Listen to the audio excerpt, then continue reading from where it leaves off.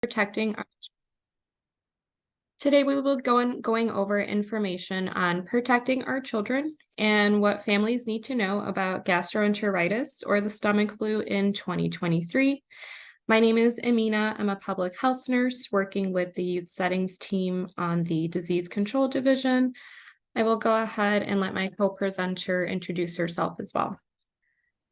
Good morning, everyone. My name is Desiree Ambrose. I am also a public health nurse working with the youth settings team.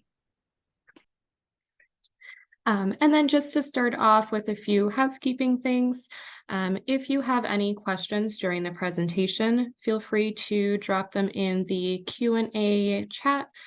We will answer as many questions as we can at the end of the presentation.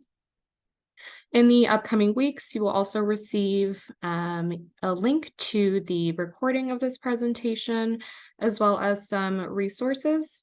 So if you can also in the Q&A chat, just drop your school name. So whether that is the school that your student attends, or if you're a staff member part of a school, as well as an email address that we can share this information with, it will be shared in the upcoming weeks.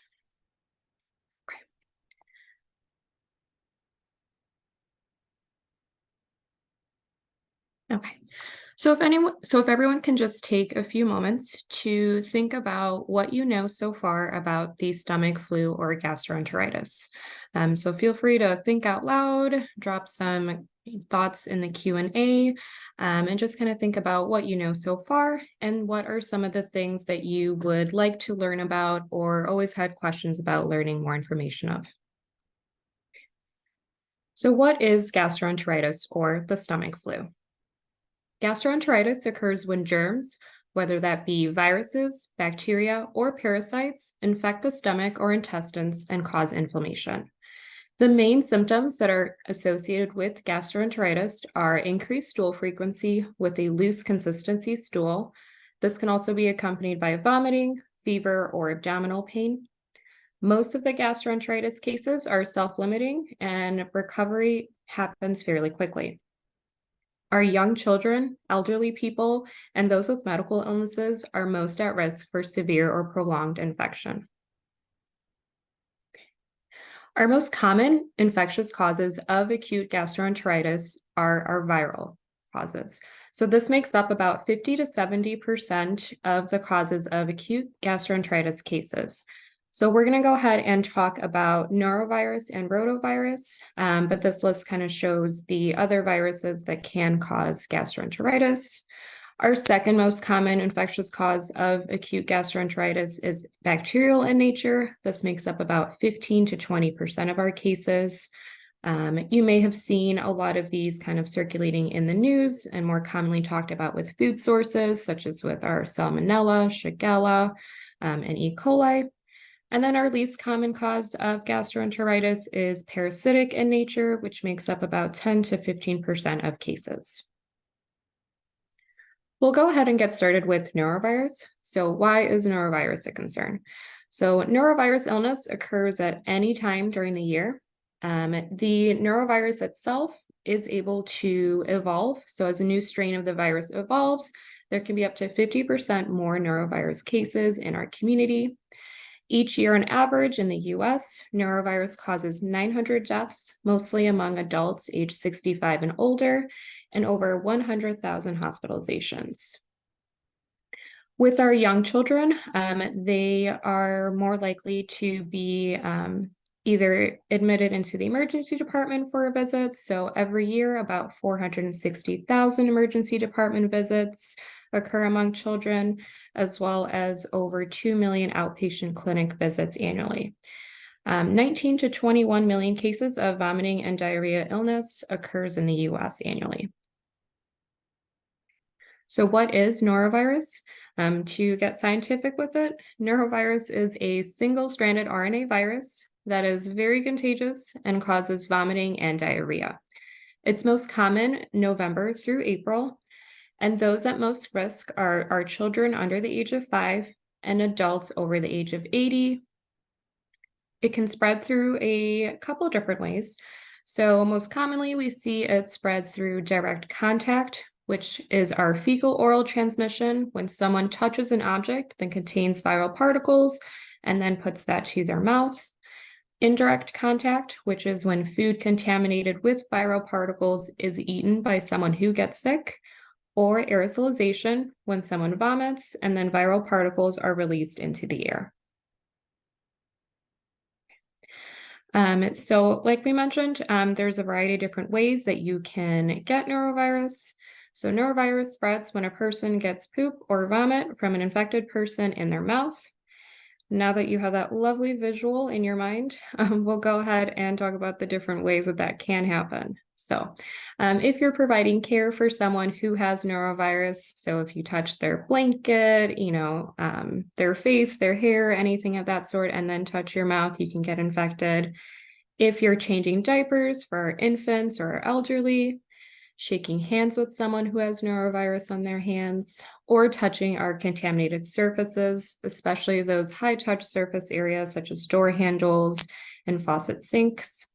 So if you do any of these things and then touch your mouth, you can become ill with norovirus. So norovirus, why it's so easy to catch and hard to get rid of. So it stays on our food, kitchen surfaces, and utensils. It can remain infectious on foods even at freezing temperatures and until heated above 140 degrees Fahrenheit.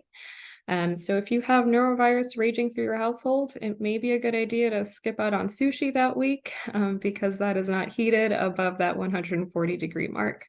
It can stay on countertops and serving utensils for up to 2 weeks. And it actually does resist many common disinfectants and hand sanitizers. One of the resources that we will send you in the upcoming weeks will be our list of EPA-approved cleaning agents that you can use to kind of clean your households and your schools if you are infected with norovirus. So like we said, norovirus is very contagious. Just a very small amount, as few as 18 viral particles of norovirus on your food or on your hands can make you sick. For kind of a visual reference, the amount of viral particles that fit on the head of a pin would be enough to infect more than 1,000 people.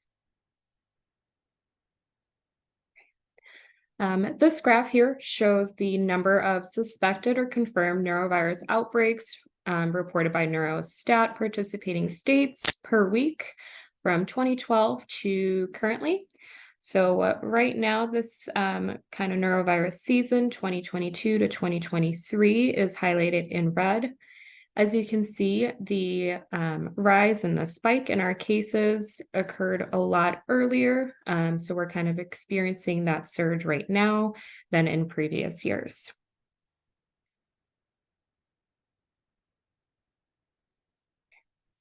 Now that we've talked about norovirus and that it is easily spread because it also does mutate, we're going to go ahead and start talking about rotavirus. So rotavirus is a double-stranded RNA virus that is very common, very contagious, and it can cause vomiting and severe diarrhea. It's most common in November through March, so we are still seeing it circulating in our community. Rotavirus is actually a vaccine preventable infection. So those at highest risk are unvaccinated children, ages under 3 months to 3 years, older adults with weakened immune systems, or those caring for children with rotavirus are at highest risk for severe health outcomes. It's a concern because our low vaccination rates for rotavirus contribute to rotavirus outbreaks. 3 outbreaks have been reported since 2017 post-vaccine era. It could also be spread through our direct or indirect contact. So direct contact is our fecal oral transmission when someone touches an object that contains viral particles, or our indirect contact, which is with food and water contaminated viral particles eaten by someone who gets sick. Moving on to some bacterial causes of gastroenteritis, we'll start talking about shigellosis. Shigella bacteria causes shigellosis that is very contagious. It causes vomiting, stomach pain, diarrhea, and we start to see some bloody diarrhea with this bacterial infection as well. It can occur year-round. Most reported outbreaks occur at daycares, educational facilities, and schools. Those at highest risk are our children under the ages of 5, but really all age groups, as well as our elderly with weakened immune systems and travelers. It's a concern in the US because we have over 400,000 infections every year, and this contributes to $93 million in direct medical costs. It can also be spread through our direct and indirect contact. So again, direct contact is that fecal oral transmission, and then indirect contact is when maybe some food is contaminated with viral particles and eaten by someone who gets sick.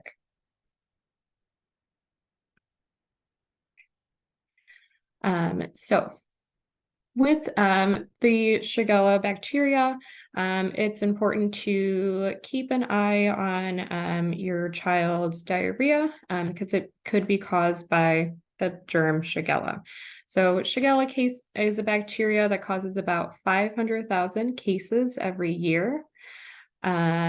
Usually with Shigella, the illness begins 1 to 2 days after becoming infected with the germ, and it can include, like we talked about, that bloody diarrhea, fever, as well as just an upset stomach. We'll go into depth about the different ways that you could stop the spread of Shigella as well as other causes of gastroenteritis. But in general, most people do start to feel better within 5 to 7 days, as long as they're drinking tons of fluid, getting rest, and then consulting with your doctor.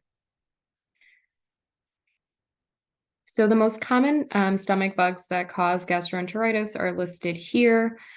We talked a lot about the different modes of transmission or how they're spread.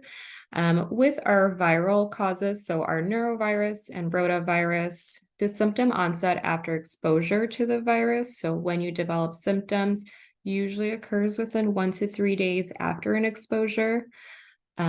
With norovirus, it's kind of our quicker viral infection. So the symptoms usually last about 1 to 3 days after exposure to the virus.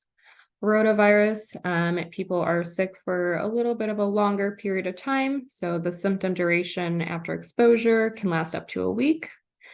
With our bacterial causes of gastroenteritis, the symptom onset is kind of larger spread. So it can start, from the day after exposure up to 6 days, as you can see with salmonella. Symptom duration is generally longer with a bacterial cause of gastroenteritis. So it could be anywhere from 4 days to up to 2 weeks. So with our children, they are at highest risk for developing dehydration. So the reason why we are talking about children is because they do get dehydrated very easily, and most at risk for needing some medical intervention, whether that be going to a doctor's office or going to an ER for emergency interventions. So it's really important to be alert for the following warning signs of dehydration and to notify your pediatrician if you are seeing any of these symptoms or simply just uncomfortable with how your child is looking. So the big one is if the fever lasts longer than 24 to 48 hours. Very important to contact your pediatrician. Fevers in general dehydrate people. So when you have multiple episodes of vomiting, diarrhea accompanied with this fever, it really, really does dry the children out. If you notice the child is playing less than usual, so our kind of energy level is not where it usually is. If the child urinates less frequently, so for infants, this would be fewer than 6 wet diapers per day. If you notice a parched or dry mouth, so this will look like kind of dry, cracked lips, maybe some white coating on the tongue, fewer tears when crying or no tears when crying. This is another sign of dehydration. If with an infant you notice a kind of deep sunken soft spot on the top of their head, this could be a sign of dehydration. If the on the other end, if the child is very fussy and kind of inconsolable, excessively sleepy, the eyes kind of look sunken, if you notice any cool, discolored hands and feet, wrinkled skin, or with our toddlers, kind of notice that they urinate only 1 to 2 times per day. These are all kind of warning signs that your child is dehydrated. So our big kind of treatment with gastroenteritis, our big goal is to treat symptoms and prevent dehydration. So like we said, the children get dehydrated because of fevers, vomiting, diarrhea. So it's really important to kind of stay on top of replacing all the fluids that they're losing. So drinking plenty of liquids to replace that fluid loss is very important. I know this can be very difficult, especially kind of with our, toddlers and school age children. They may be a little bit more stubborn as far as kind of telling them to drink liquids, or, if they're really not feeling good, they just want to be left alone. But it's super important to kind of keep pushing those fluids in kind of any way that you can. Eating a regular diet, if able, does help, but please make sure that they're able to tolerate drinking fluids first. So if they can kind of keep down their fluids and aren't having any, severe nausea and vomiting, then you can kind of move on to pushing some bland kind of foods before going on to a regular diet. Over-the-counter Pedialyte and oral hydration solutions with electrolytes are also very helpful, actually most helpful for mild dehydration. Pedialyte doesn't always taste the best, and it is difficult, like I said, to get liquids into our children. So a fun thing that I've seen people do is, making like Pedialyte popsicles or freezing them into ice cubes that are like in cool shapes. That kind of is a creative way to get more liquids in our children. There's no specific medicine to treat people with norovirus, but our priority is to help stop the spread of germs through different preventative measures. So this includes our meticulous hand washing, so not just kind of under the sink for a couple of seconds. Take the full 30 to 60 seconds and really, really wash your hands thoroughly, and do supervise your children while they wash their hands as well. Follow food safety practices, disinfect contaminated surfaces and items, especially those used frequently, and then cleaning any areas where vomiting and diarrhea occurred. So what can you do to help protect children from these viruses, as well as minimize the burden on schools and the healthcare system? So as far as vaccines go, it is hard to vaccinate for norovirus and Shigella due to the many different strains which can circulate at different times in different areas. New strains are constantly evolving, as well as the maturing immune system in our children make it difficult to kind of find a vaccine that will work. And then it is a complex, diversified gut microbiome, so it is difficult to find a vaccine that will kind of be most effective with that.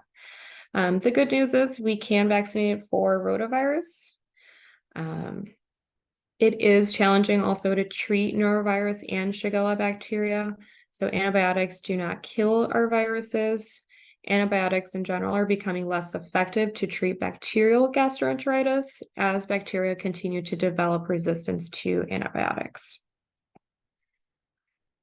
So to prevent rotavirus, you can get your child vaccinated against rotavirus. The rotavirus vaccine is one of the recommended childhood immunizations. Ensure your child receives the rotavirus vaccine at the appropriate ages. So normally our first dose would occur at 2 months of age, second dose 4 months of age, and third dose, if needed, 6 months of age. Okay. And now Desiree is going to take over and talk about when to keep your child at home. Yes, so please remember, if you feel sick, your child feels sick, please remember to keep them at home. Some of the symptoms would include a fever, above 100.4 degrees Fahrenheit or 38 degrees Celsius, diarrhea 2 or more times within the previous 24 hours, vomiting 2 or more times in the previous 24 hours, abdominal pain that continues more than 2 hours, or abdominal pain that comes and goes along with the other symptoms that were previously mentioned. Next slide, please. The Chicago Department of Public Health does have a school exclusion criteria. Like we just went over, fever, you must be fever free. That's without taking any fever reducing medication for 24 hours. Vomiting and diarrhea must have stopped at least 24 hours before returning to school. 48 hours is the more preferred time limit. So that's 24 hours free of diarrhea before returning to school. And food handlers also are excluded from food handling for 48 hours after recovery. So we have a question. Hopefully you all are still here with me and paying attention. Can a person get norovirus infection more than once? The answer is yes. A person can get norovirus more than once because there are many different strains. That's what we were talking about previously. The different strains circulate at different times and in different geographic areas. When new strains emerge, there can also be an increase in the norovirus cases. So again, between November and March, we're still in that time frame. We got another question. Can norovirus be found in your vomit or feces even before you start feeling sick? The answer again would be yes. Viruses can be found in your vomit or feces, your poop, even before you start feeling sick. Is hand sanitizer as effective as hand washing with soap and water for norovirus? So as many times as we have said it in this presentation, I hope that everyone understands hand sanitizers do not work as well as washing your hands. Alcohol-based hand sanitizers can quickly reduce the number of microbes on the hands, but sanitizers do not eliminate all types of germs. Soap and water is the most effective way to kill these germs. So it's more effective than hand sanitizers at removing germs like norovirus and C. diff. How long is the virus Shigella bacteria stay? How long does the virus Shigella bacteria stay in your feces or poop even after you've recovered? The virus can stay in your feces for up to 2 weeks. So this is again important for you to wash your hands, or even more after you feel better. So washing your hands is very important.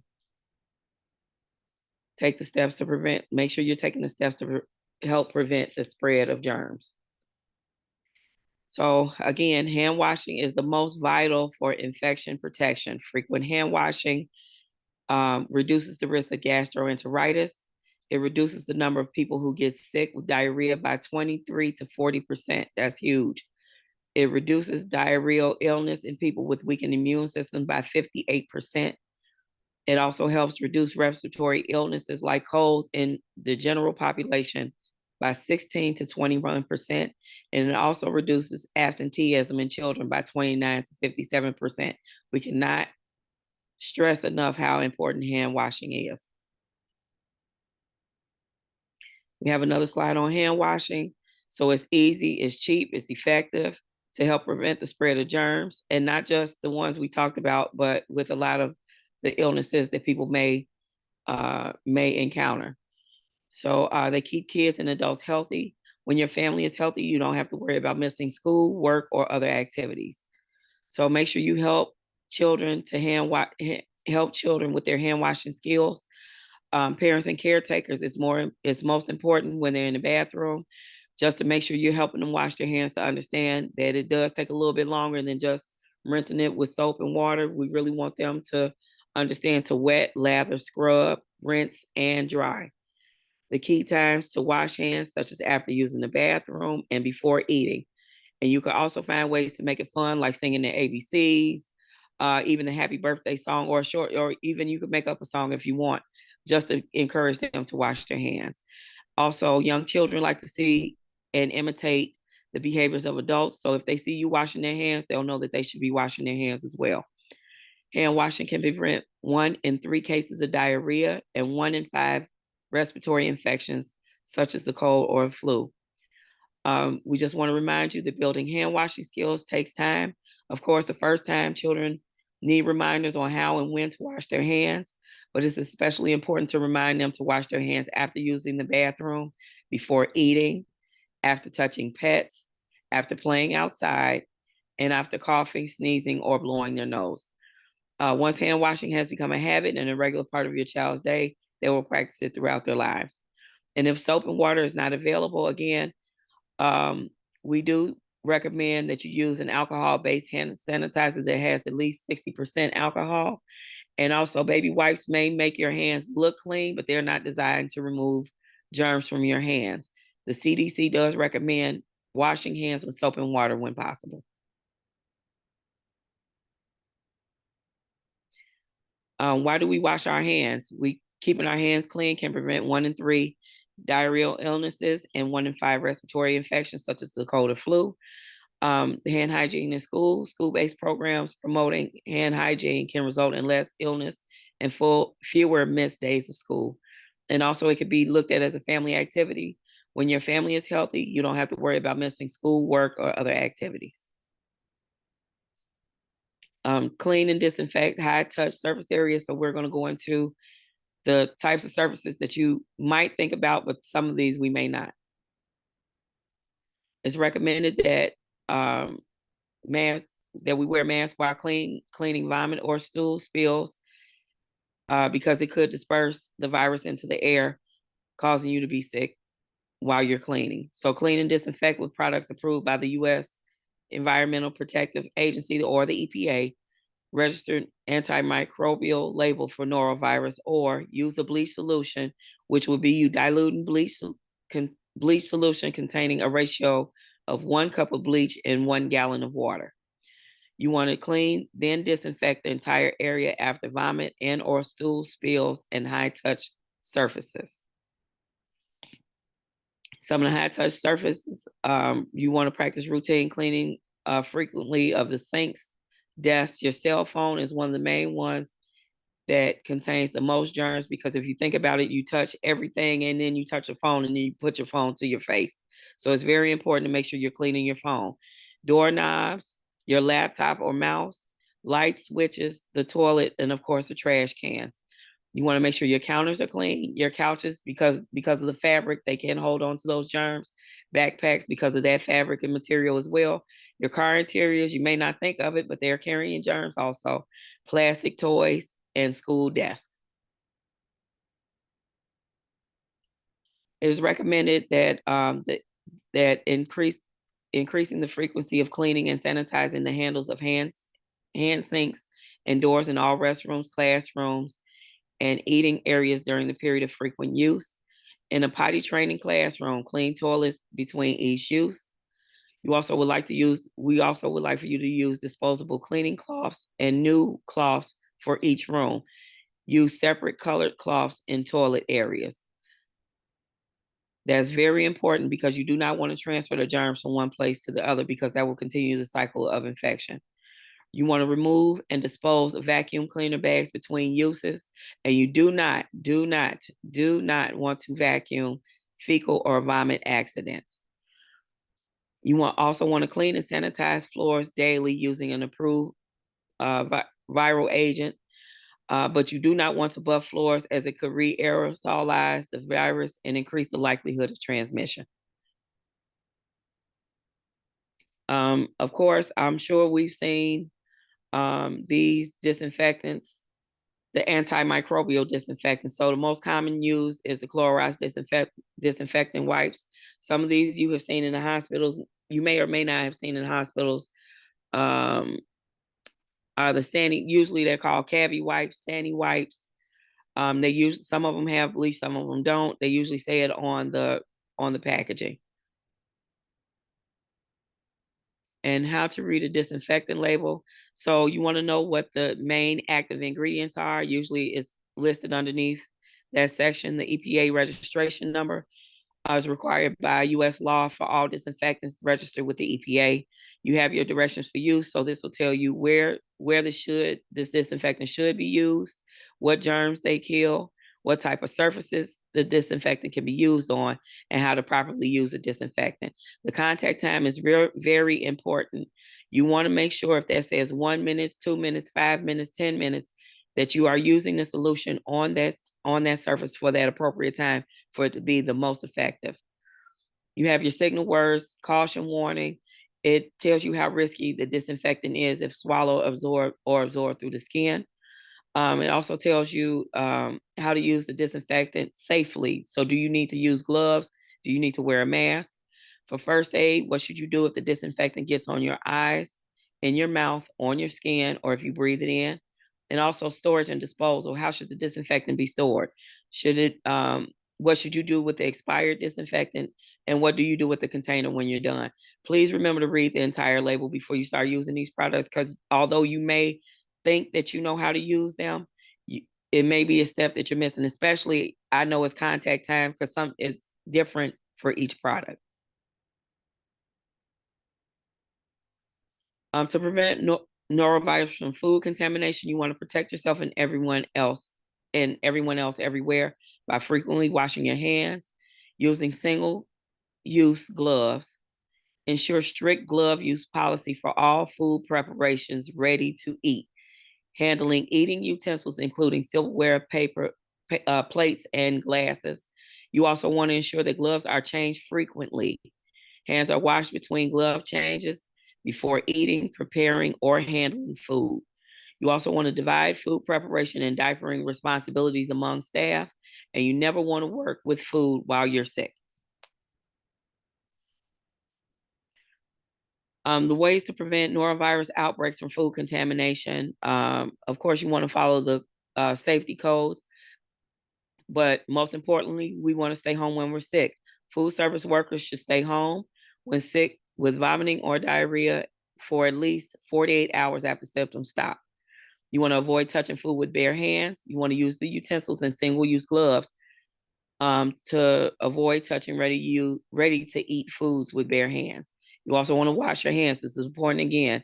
Washing all parts of hands and exposed portions of arms by rubbing them together vigorously with soap and warm water for at least 20 seconds in the designated hand washing sink. You want to rinse your fruits and vegetables because they can carry germs also. So you just want to make sure you washing them off before preparing to serve them. Cleaning and sanitizing your surfaces and utensils regularly, just to make sure that you're using these products. It says using a chlorine-based product or other sanitizer approved by the EPA to protect against norovirus, and also cooking shellfish thoroughly. Avoid serving undercooked oysters and other shellfish, so that would be below 140 degrees Fahrenheit.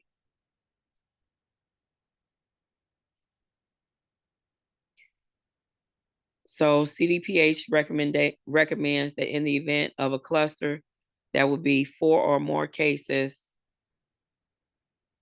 of norovirus, or 10% of a classroom, grade, or cohort within 24 hours. You would want to notify the CPH within a 24-hour period. You also want to refer sick individuals to see a healthcare provider. And also, you want to notify exposed family members and staff in the event of a cluster or confirmed reportable disease diagnosis. Remember, protect yourself from norovirus. We want to spread love, not diarrhea. Sorry to keep giving you all that visual, but diarrhea is not nice. When you're sick, don't prepare food for others. Make sure you wash your hands often. You want to rinse your fruits and vegetables thoroughly. And after vomiting or having diarrhea, immediately clean and disinfect surfaces and wash soiled laundry. We want to thank you for listening to our presentation today. At this time, let me check and see, do we have any questions? We don't have any questions. Do we have any questions right now?